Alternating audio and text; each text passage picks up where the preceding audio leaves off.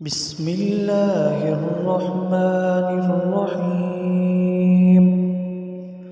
إذا زلزلت الأرض زلزالها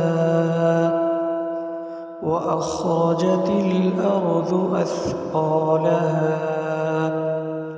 وقال الإنسان ما لها يومئذ تحدث أخبارها بأن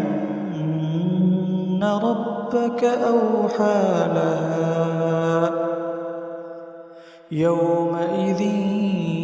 يصدر الناس أشتاتا ليروا أعمالهم فمن يعمل مثقال ذرة خيرا